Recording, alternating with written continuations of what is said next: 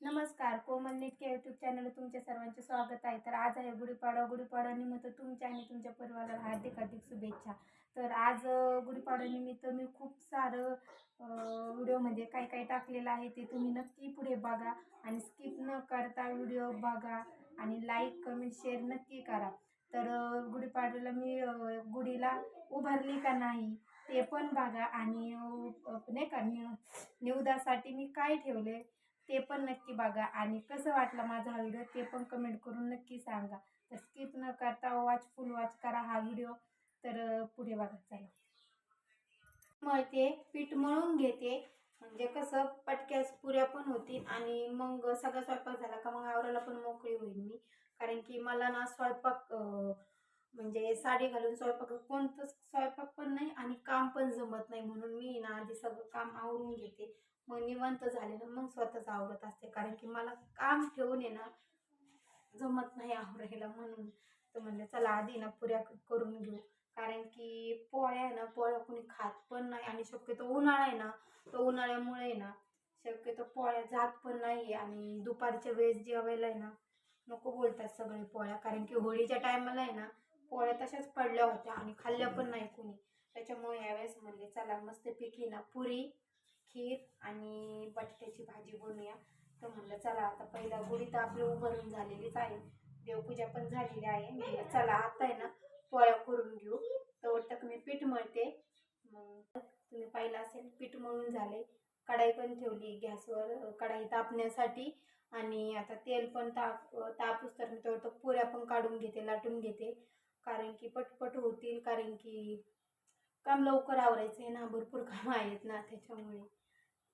तर तेल पण टाकते कारण की तेल पण गरम होईल ना लवकर. तर तेल इथं टाकलं मी कढाईमध्ये गरम होण्यासाठी. कारण आणि पुऱ्यात ना मी ह्या टोपात ठेवणार आहे, कारण की एक दोन पुरी नाही काढायची, सगळ्यांसाठी पुऱ्या काढायच्यात. एक दोन पुरी काढण्यासाठी छोट्या छोट्या चपातीच्या डब्यामध्ये तर नाही ॲडजस्ट होणार, म्हणून टोपात ठेवणार आहे.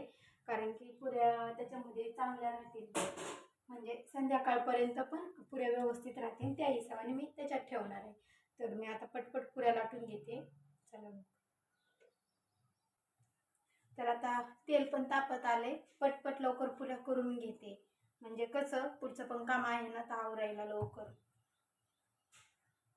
तुम्ही कशा पुऱ्या बनवता, म्हणजे नाही का झाकणाने बनवता की असे लाटून बनवता, मला नक्की कमेंट करून सांगा बरं का.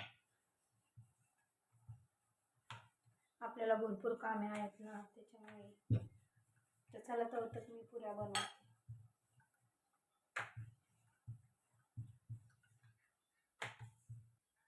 मी तर अशीच झाकणाने पुरी बनवते. हे डब्याचं झाकण आहे, ह्याने ना कसं एक साईज येते ना गोल, म्हणून. तेल पण तापलंय, पटपट होईल, कारण की खेळत बसण्यासारखं काम नाही, कामं भरपूर आहेत ना.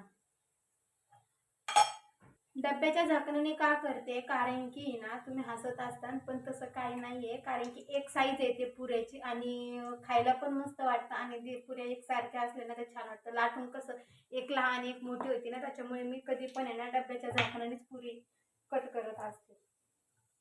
भरपूर जण करतात, असं नाही की मी पण करते, भरपूर जण करतात, पण छान वाटतं. एकसारखी साईज असली ना तर भारी वाटतं, आहे का नाही.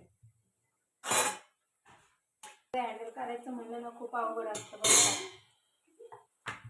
चपाती लाटून घेत असते आधी, मग तुम्ही बघा बरोबर एका साईजच्या पुऱ्या झालेल्या आहेत का नाही. तेल पण आपलं तापलं आहे, तर पुऱ्या पण पटपट. तर फायनली आपल्या सगळ्या पुऱ्या झालेल्या आहेत. तुम्ही बघू शकता आणि इतकं गरम झाले ना पुऱ्या करता करता काय सांगू तुम्हाला. आपले तो पुऱ्या झालेल्या आहेत. आता ना मी पटक्यास खीर आणि बटाट्याची भाजी पण बनवून घेते. तर चालेल.